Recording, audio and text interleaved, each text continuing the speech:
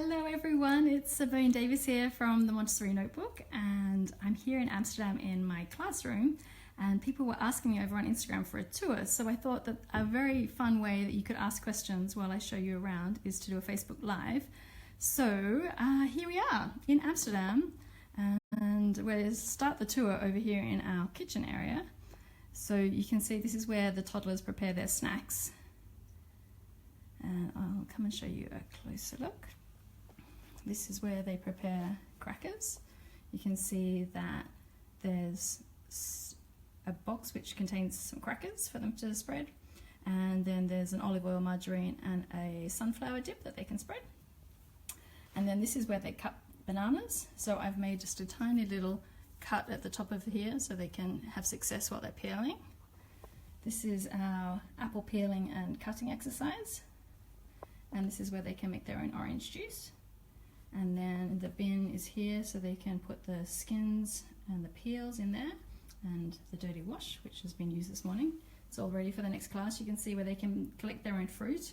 There's cloths at the ready. The ones on the left are to clean their face, and the ones on the right for wiping the table if there's a spill.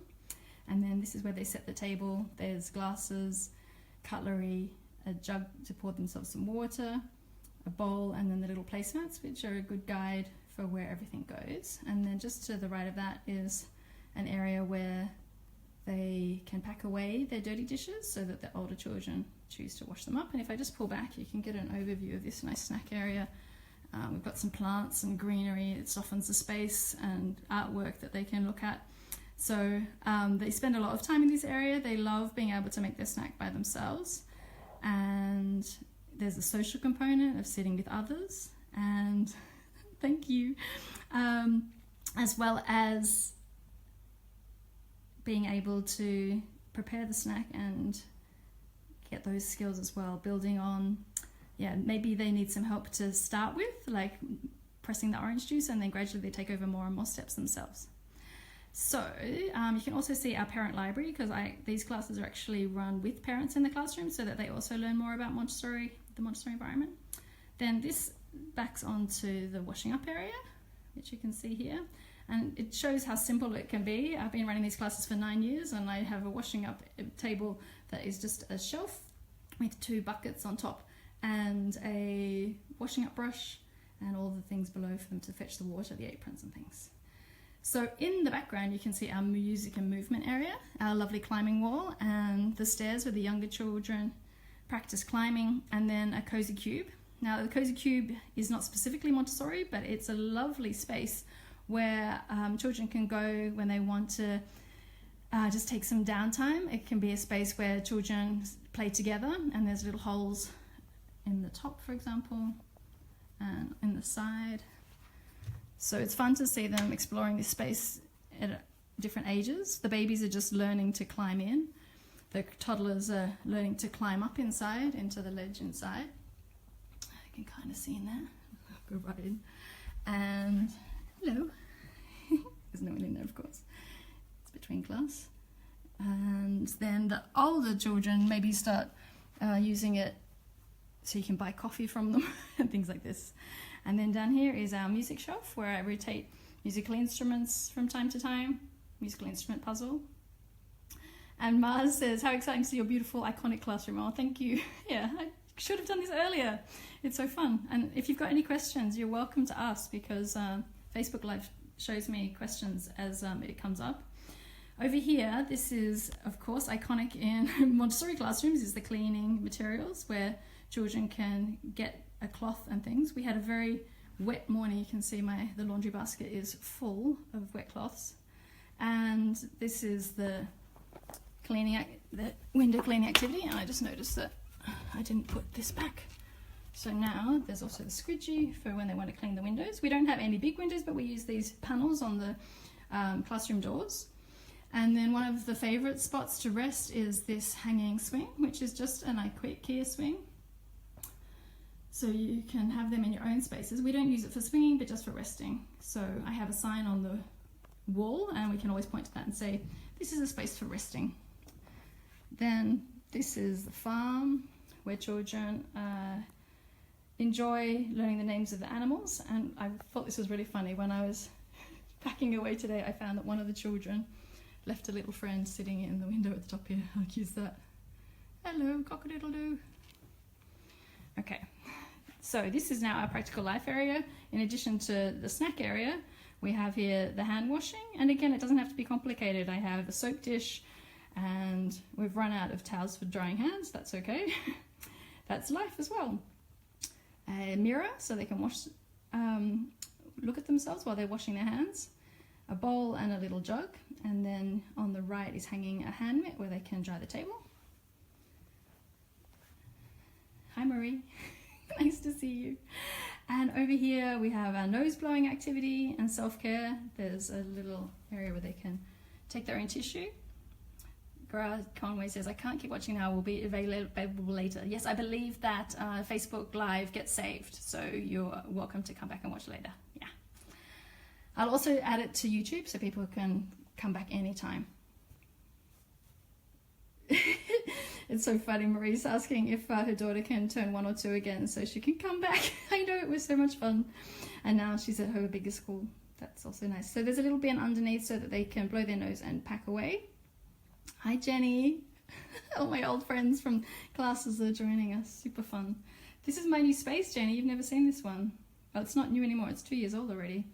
We've been running these classes for 9 years, but in 3 different locations. So Jenny's kids were at the first and second location. And this is the beautiful artwork down low. They're actually free printables from I Believe in Montessori.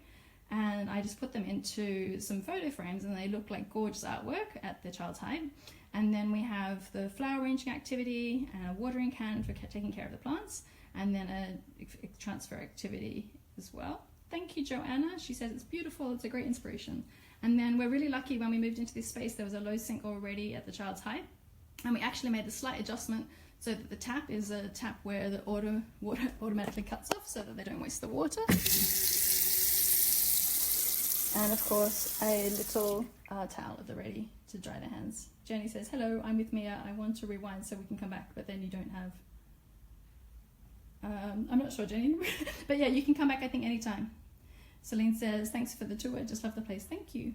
What's about language activities? Yeah, we'll go into the other room now. So we have 2 classrooms that are connected. That is our one space, and the children can move freely between them. We have 12 children each session with their parents or carer. And so you have sometimes 6 children in this classroom and 6 children in the other. Just give you an overview of this classroom. And this is the language materials that we were just talking about, huh? So how about we start there? Jenny said, didn't have the climbing wall. Ah, the tap. Yes, there was no climbing wall in our old space, but we did have an outside area, and here we don't have any outside space. The children are only here for 2 hours, so but they still need to move. So that's how we decided to solve that. This is the language corner. This is actually where the children come in through this door. So I have a ball tracker for children who are just wanting to settle into the class. And language activities are also really nice for that too, to sit in this corner in a nice way. I'll show you close up for the language activities.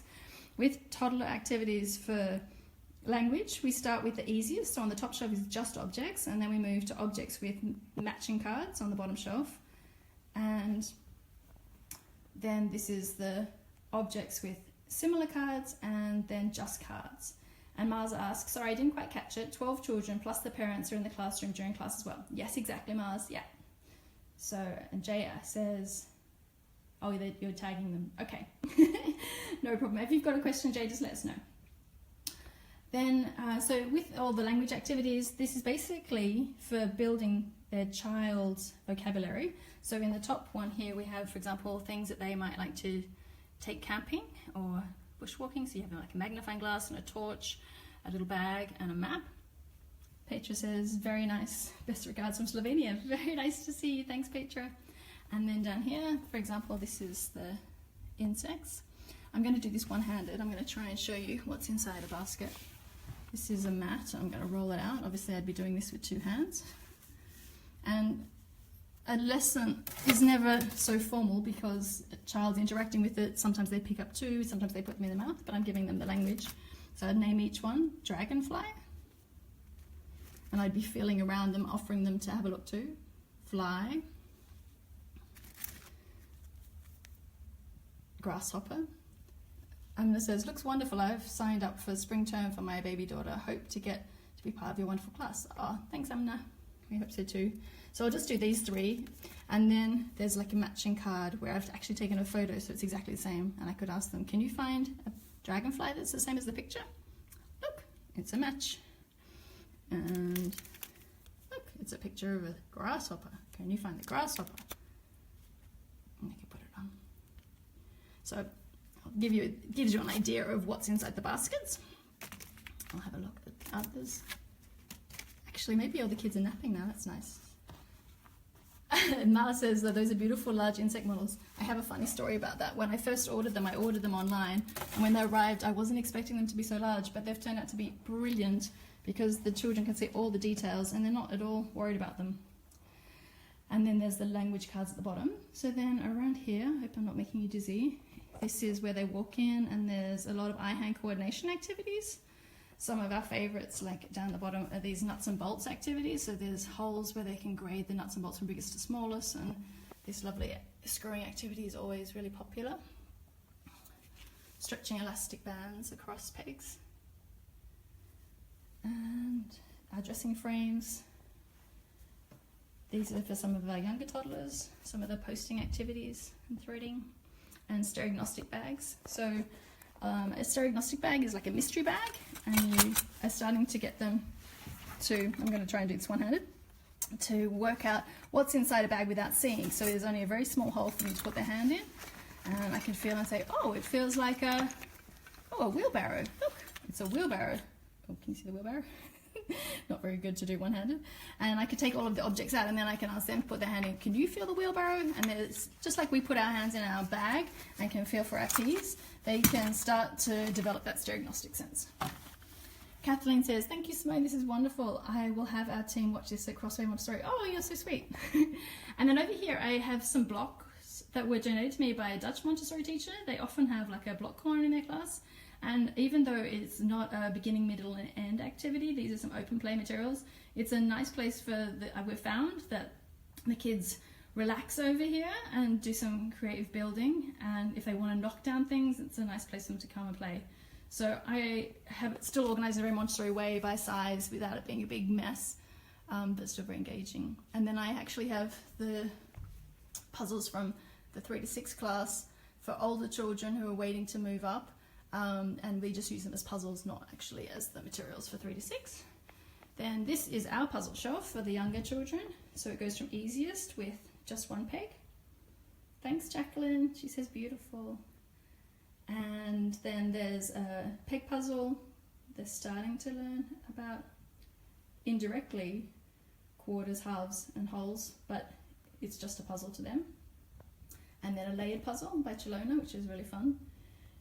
You're in sunny South Africa. This is amazing. I'm in Amsterdam and you're watching. This is the powers of the internet, huh? Then the opening and closing activity, in that left basket you can see lots of different openings and closings. There's ones with zippers, some with press studs, some with zippers. Sorry, I said zippers twice, some with latches. And they open it up to find a little objects inside. And then our lockbox, which was from Michael Olaf, which is now closed, but it's the brand's Tag Toys. And Melissa and Doug also make a nice house that has latches as well that you can have a look at. Hi Paula, nice to see you.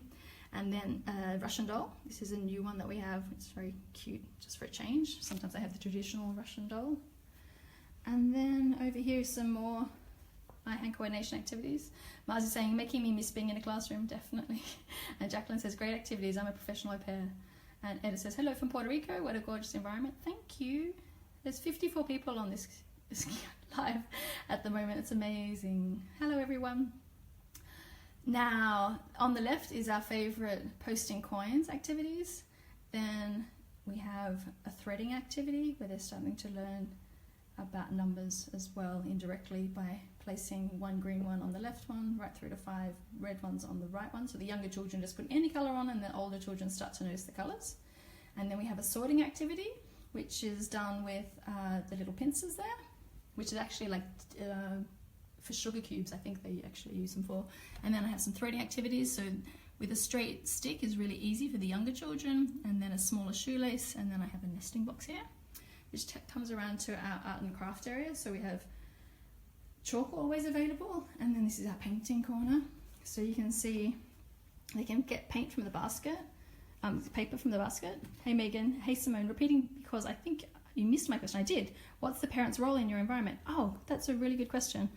I'll just show you this perspective while I answer. So the parents are coming to see how to work in a Montessori environment with their child. Sorry, I'm just looking at the question, the comment from Mars. It says, Kara's with me and telling her you're in Amsterdam and she does, can I visit her? You're welcome to come visit me. Yes, please, Kara. Okay, so the parents come to see how children work in a Montessori environment and how they can apply those principles at home. So every parent is also on their own journey. So they come in and some of them sit close by their child and play with them. And for example, in the language corner, they're doing the naming and giving the lessons. And they're also learning when to step back and let their child explore. They're also speaking with other parents and getting support from each other. And I do a lot of parent education, so I can show you in the other room. I have a handout that they look at each week. At the moment we're in the middle of an observation exercise, so they've all got a notebook and they're practicing something about observation. So this week we've been looking at social, emotional and independence. So I explain what we're looking for and how they can write about it in an objective way. And then, yeah, for many parents, I think it changes the way they parent their child, and they go home and tell me about the changes they make in their space. So is that kind of clear, Megan? Yeah. And Natalia says, hi, I'm from Argentina, lovely environment, thank you. Okay, back to our painting corner. They can get the paper themselves. There's clips here, which I found at Muji in Paris, and then there's an apron at the ready on the left and a wet cloth on the right to wipe up any spills, and then we have 2 colours of paint down here. And then the rest of the art and craft activities around here. And again, it goes from easiest to hardest. So you have drawing here, scribbling, and in this box at the moment we have a selection of beeswax crayons. Hello from Vietnam! Min Min, nice to meet you. And then at the moment we have, by the same people who make kinetic sand, a different kind of clay alternative. Sometimes we have Play-Doh in here and sometimes we have kinetic sand. And then the cutting activity. So cutting is easiest for toddlers to start with a very narrow strip of a thick card so that they can practice snipping across. Thanks, Megan. She says, thank you. It sounds like you're such a great program, Simone. Ness says, oh, excuse me. I bumped into the table behind me. Ness says, hi from Australia. Yes, you can recognize my Australian accent. And then on the bottom shelf, I have a watercolor activity. So there's just one watercolor in here. So they wet the brush. And there's a tablet, I've got green out at the moment, a cloth to wipe up any spills on the paper, and an underlay that's ready. Gluing box that I made in my Montessori training 15 years ago, and it's still going strong. I've glued it back together a couple of times. And then my sewing box here. And over to the left, you have a little area where you can see the trash can to the right, and where they can get supplies. So in here, for example, if they want to continue practicing cutting, there's a few cutting strips, and they can put them into the envelopes. And then there's little stickers. And here's the paper. And then I always love having flowers and artwork down low. And it says, love the mixture of kinesthetic, visual, gross, fine motor skill activities. Exactly, Montessori is so holistic. It's really for all parts of the development of the child. And once you see a child concentrating for a while, then they need to move. So we'll go back to the climbing area, or even these little cushions that are around the place. They can climb on these and jump off. Yeah. And as long as it's not disturbing anyone, and we can always step in and, if we need to stop them as well. Min as well. Thank you. Yeah, so this little corner is when we have babies that come along with their older toddler friends. And so we have a basket of materials, and it's showing parents that the babies can lie down on the ground. They don't have to be carried all the time. They don't have to sit up in chairs. They can stretch out and also look at themselves in reflection and pull themselves to standing. Cara says, hi, I'm from an Argentinian living in Cambridge. Hello. And then in here, this is our little book nook, and it was meant to be a storage room, and I said, this looks perfect for a little cozy corner. And you can see our bookshelf and a book chair and these great bean bags as well. And Herb's grown says great. And then that comes back through to here where you see the snack area again.